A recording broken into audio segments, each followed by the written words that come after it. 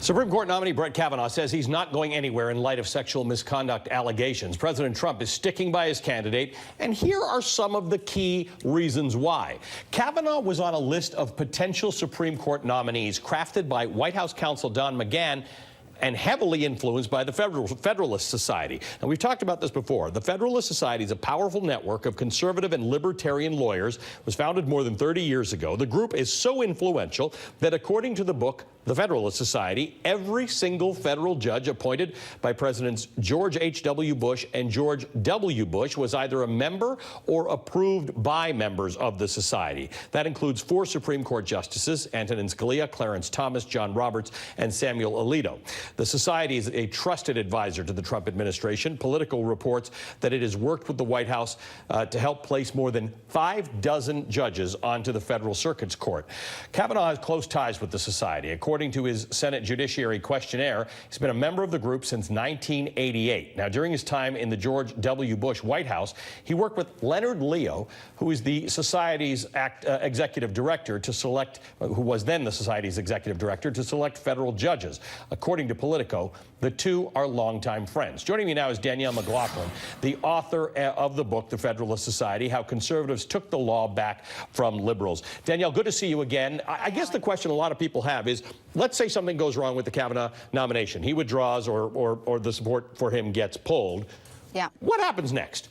Well, the president has a list of about 25 other people he could easily pull from, and many of them, and Democrats have to be careful what they wish for in some respects, are going to be far more to the right than Judge Kavanaugh. One example would be William Pryor, who is on the 7th Circuit Court of Appeals. He was a recess appointment to that court from George Bush in 2003, and he's called Roe versus Wade an abomination of constitutional law. We've heard Kavanaugh hedge that question, but that's something that William Pryor has been no stranger to and certainly unafraid to talk about in pretty clear terms. So if you didn't want Judge Kavanaugh there, not because of these sexual assault allegations, but because of his politics, i.e. you're a Democratic senator, what's your best hope for how this goes down?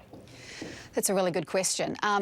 There's the legal point, which is who is a moderate conservative choice, but then what is also the political damage that you might be doing by being seen to railroad this choice. You know, Kavanaugh and actually Merrick Garland voted a lot of times together on the D.C. Circuit Court of Appeals. So it wouldn't be perhaps in some ways so different from that particular choice, although I think it's pretty clear that Kavanaugh is to the right of Merrick Garland. One thing I want people to sort of think about is, you know, if you're a Republican and you're looking at this, what if Dr. Ford, for example, was a Texan, a woman from Texas and a Republican? What if these allegations had been made against Merrick Garland when he was, well, I guess he didn't even get out of committee? And then the last question is the question that you pose. What happens if Kavanaugh does withdraw, which I think is unlikely given the way that Trump has backed him?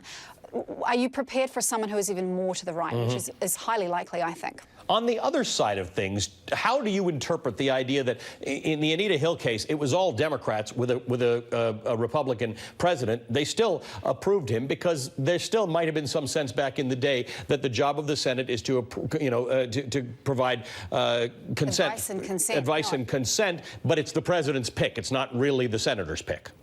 No, you're absolutely right. And both Ruth Bader Ginsburg and Clarence Thomas have spoken publicly at different times in the last couple of weeks, bemoaning the fact that this has become so politicized. But this is really where we are. I think that the fact that we have a president who doesn't have strong conservative leanings, who is leaning heavily on a group who has really worked for 35 years to get to this point are important things. So we have this very interesting confluence of political environment, social environment, and then, of course, the legal environment. And a 5-4 majority for Conservatives on the Supreme Court is going to really threaten some of the individual liberties that we have seen bubbling up. Gay rights, you know, we obviously have concerns, and obviously Roe v. Wade is the big one, which was an animating case 45 years ago that Conservatives really got around. And it's sort of ironic that here we are with that case in question at this point. But the point of your book, I just have about 30 seconds left, but the point of your book is that any Republican president is going to use the same playbook, largely written by the Federalist Society, to choose a judge who is acceptable to conservatives. You're absolutely right. I don't even need 30 seconds. You're absolutely right. Danielle, good to see you as always. Always. It is a great and important book. It's called The Federalist Society, How Conservatives Took the Law Back from Liberals. Danielle Mclaughlin is the author of that. That brings it to an end for me. Thank you.